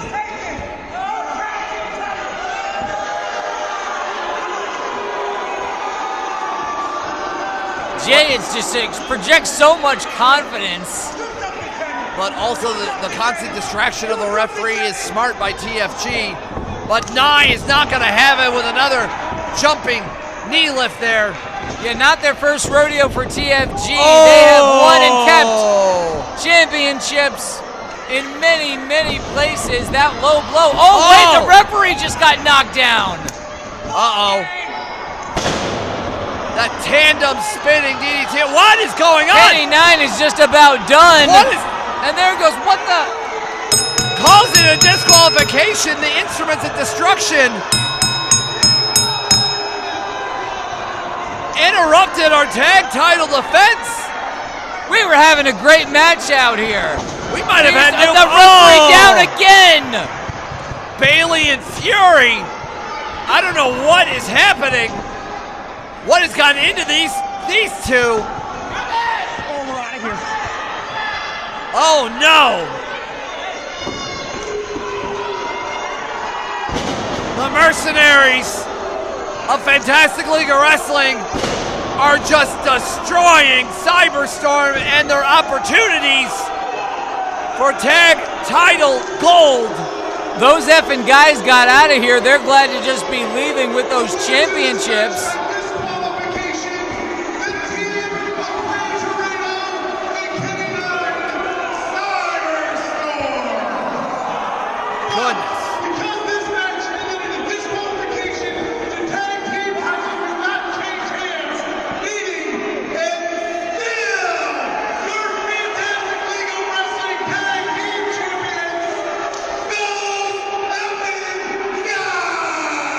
Well, TFG's got out by the skin of their teeth.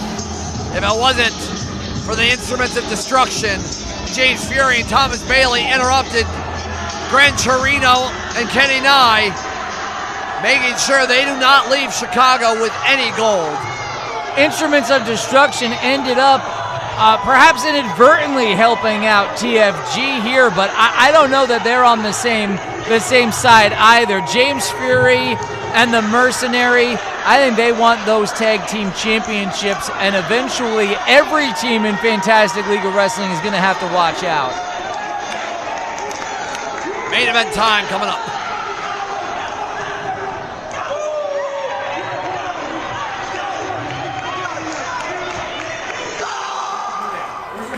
see. I cannot see, dude. You're right. That's not helping.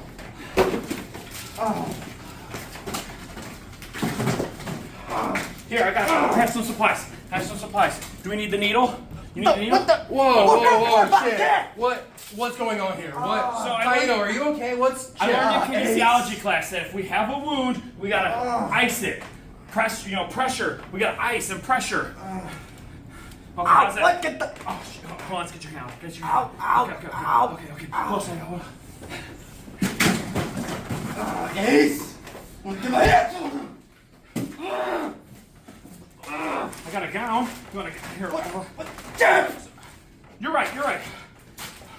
Anyways, what happened was Ace and the Saloon Slayer punks, they decided to pull out their little flask of not root brewskis, which I don't approve of, and they want to spray into Taino's face. I know exactly what that feels like. They did that to me a year ago, so I know exactly what he's going through, which is why Dr. Chip Walker is here to heal him. Well, Dr. Chip, how long do you think he's going to be out? I don't know, but we're looking at 6 to 8 weeks with these crutches. Well, Crutches! When do eyeballs need crutches? his You're eyes right, hurt, Chip. You're right. Sorry. Where'd you get your doctorate from? School. Okay, well, looks like Taino's going to be out of action here for a little bit. I wish you the best of recovery. Chip, please don't make the situation. Ice Chip, pack. do not make this any worse, man. Oh, this is not biofreeze. Not good. Never mind, Taino. Sorry, buddy. Let's go ahead and let them figure this out, and we'll just send it back to the match. Extra pillows? Are you guys ready for the main event? Are you guys ready for the championship match?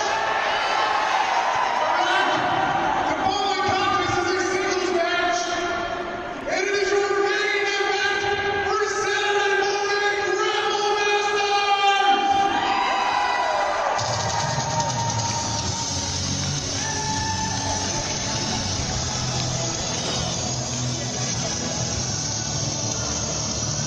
The crowning of our Supernova champion is about to take place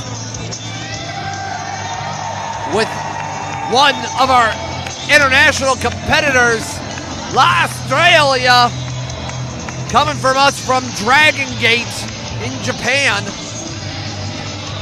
That's right, Japanese luchador. Name literally means the star, so I guess it's appropriate that he's in this matchup. A former Open the Triangle Gate champion, the Trios champions in Dragon Gate, combining the hard-hitting styles of Japanese wrestling with the high-flying nature of Lucha Libre. But he's taking on a man that has made a second home here in the United States. Kicked off his very first excursion to the States coming from the UK. As rapid fire Tommy Gunn is here and wants to win the Supernova title.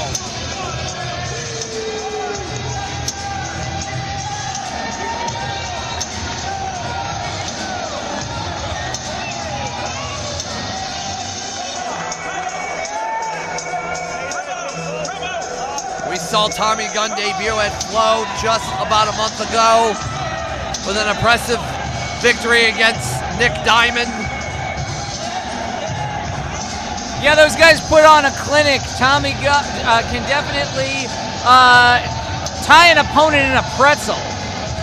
It's true, been wrestling since 2004 and made his American debut just about a month ago at the Quest for the Dragon Belts. And he is ready to potentially become the inaugural Supernova champion.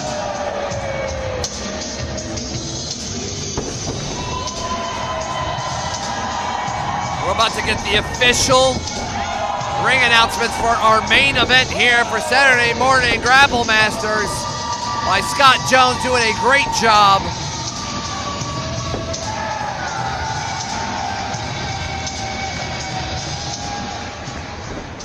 Here we go, big fight feel.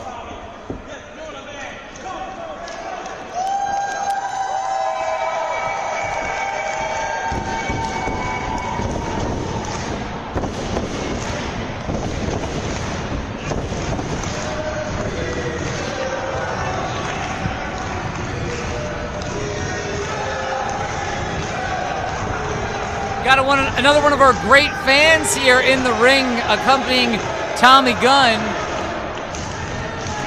He's got the whole crowd stomping.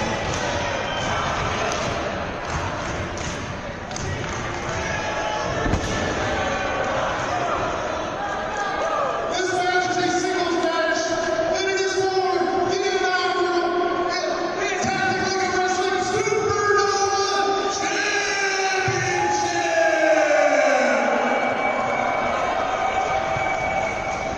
Introducing first, standing to my right,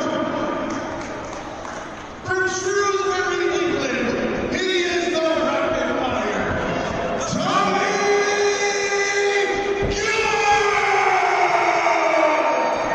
That smash mouth style and the joint manipulation of British wrestling take on and defeat. To my left, from Kobe, Japan, this is the Samurai,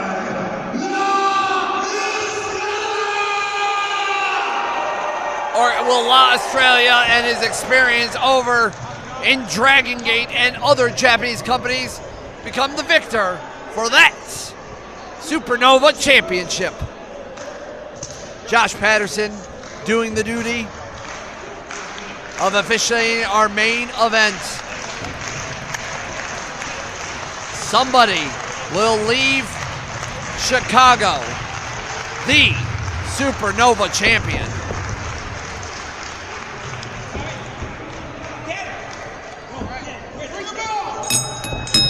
The bell is rung and we are beginning our main event for such a high energy morning of wrestling. And look at this. We've got a British wrestler against a Japanese luchador. What a variety of styles we have seen up and down the card here this morning, Peapod. Well, Mark, it's a place to be here at Flow where the wrestling styles of so many intersect in a special home for professional wrestling. Nowhere else can you see wrestling like this from all styles and shapes. As Tommy Gunn, usually the one to dictate the pace, was not expecting La Australia to take it straight to him. Come on, guys. What it means with Fantastic League of Wrestling already having these relationships all across the globe, whoever wins this match is going to be taking that Supernova Championship, and it is going to cross international waters before long. Oh, it won't be very long. I believe that Tommy Gunn will be returning back to the UK in the fall, and I'm sure he wants to go there with a heavier bag filled with the Supernova title. La Estrella lives in Mexico, still takes regular trips to Japan. Whoever wins this contest is taking that championship through TSA. Wonder how you have to check that in. Well, my understanding from talking to wrestlers who have done it is that everyone gathers around and wants to take photos with the championship belt at TSA. And I'm sure whoever wins will represent Flow in the finest of ways. Extending a hand now is Tommy Gunn. Should he be trusted? I mean, Tommy Gunn has been nothing but professional inside and out of that ring, but also so savvy. Also here to win a wrestling match is the veteran. Takes La Estrella down, but only momentarily. Ducks the line.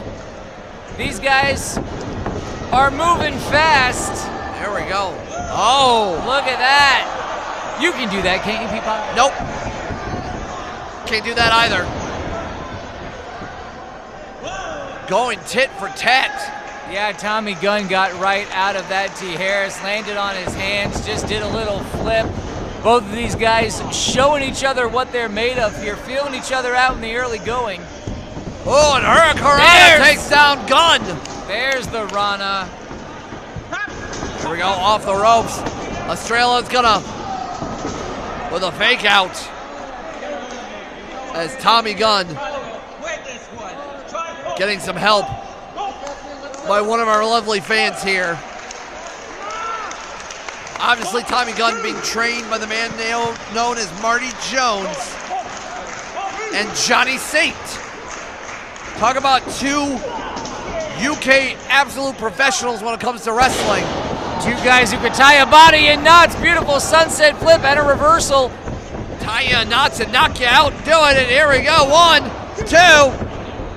But I think Tommy Gunn needs to match La Estrella with speed and tenacity, especially with that elbow. Yeah, cut him off, needs to slow the pace down. That's exactly where Tommy Gunn wants to be here.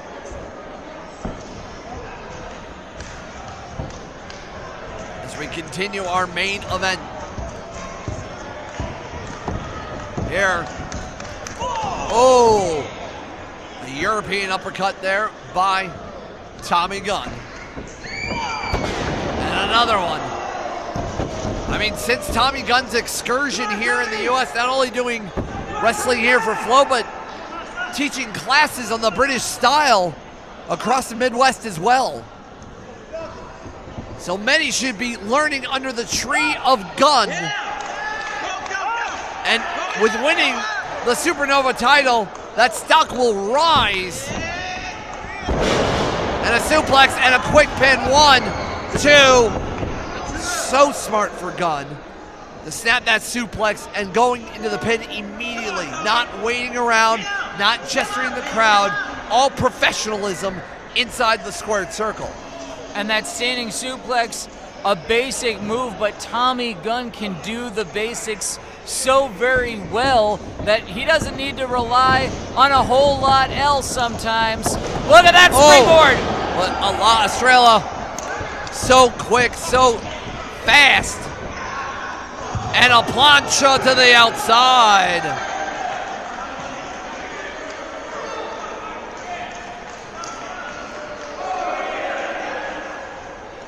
Now Estrella going back on the attack. What a way to return to Mexico and showcase the tons of crowds in Japan for places like Dragon Gate. To bring home a title like the Supernova title. Catches himself. Trips up Gunn. Tommy got caught. Moonsault. 1, 2. Only a 2 count there by Patterson.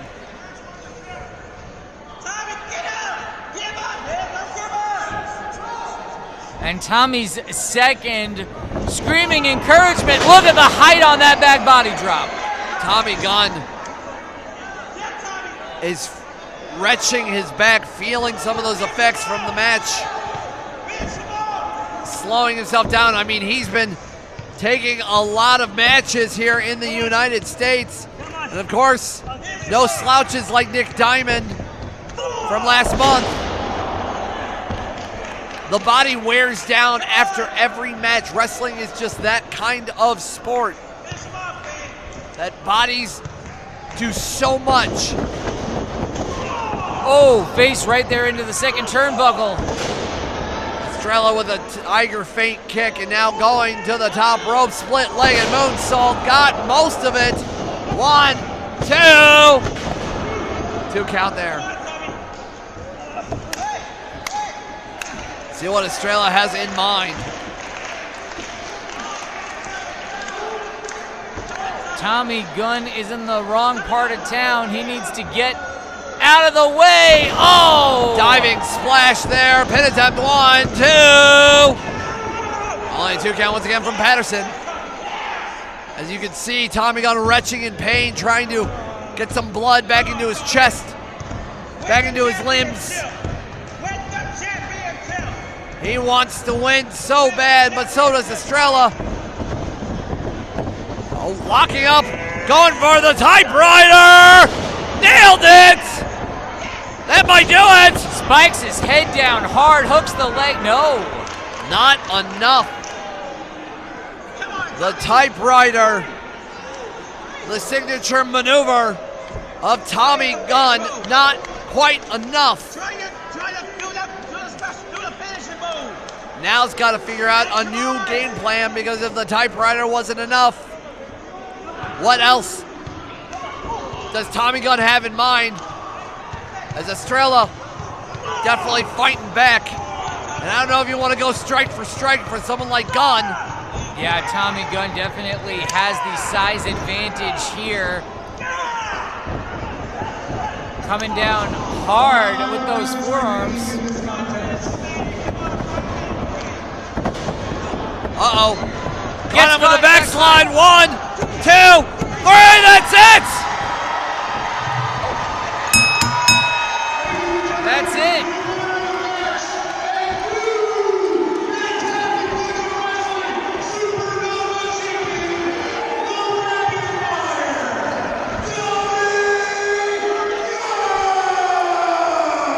So quick!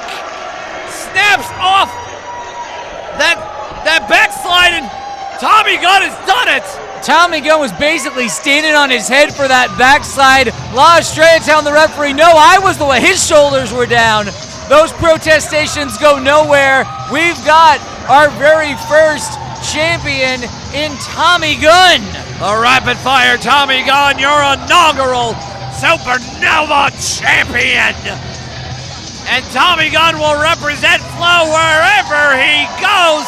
What a main event here for Saturday Morning GrappleMasters.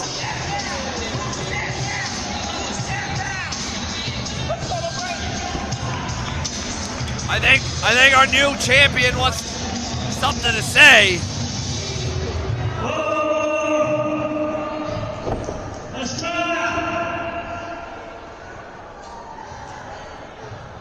Estrella!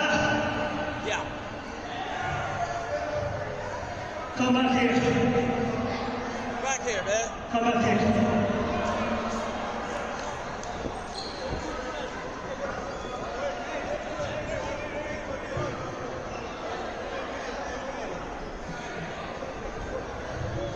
Ladies and gentlemen, I just wanted to let you know that this man, even though he's from Japan, today he flew in literally as the show started from Mexico City.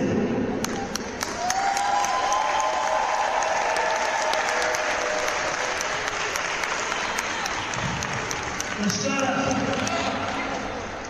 it's our first encounter today, and hopefully it's not going to be the last time. Our respect for you, and for all the peers back there, you're doing a hell of a work, son. And it is a privilege and an honor to wrestle such a man like yourself.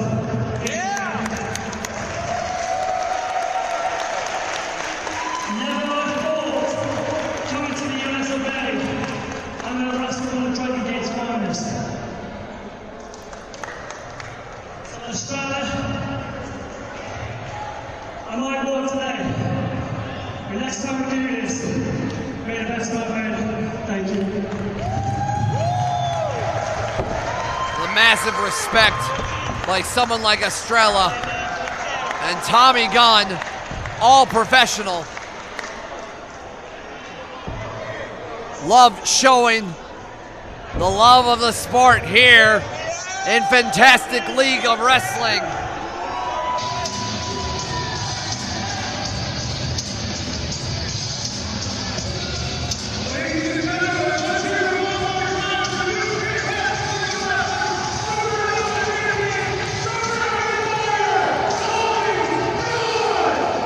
Mark, any final words?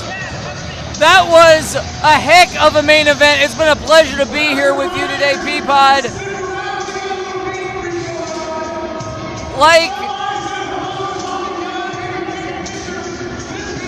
Like so much of the talent here in Fantastic League of Wrestling, that championship belt is going around the world.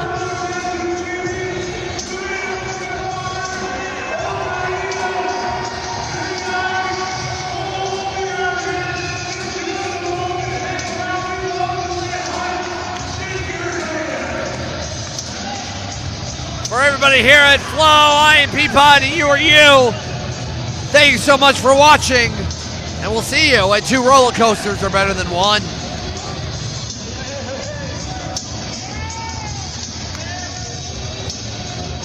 With Flow's inaugural Supernova champion, rapid fire, Tommy Gunn. Thank you. Now, Tommy, you are the first ever Supernova champion.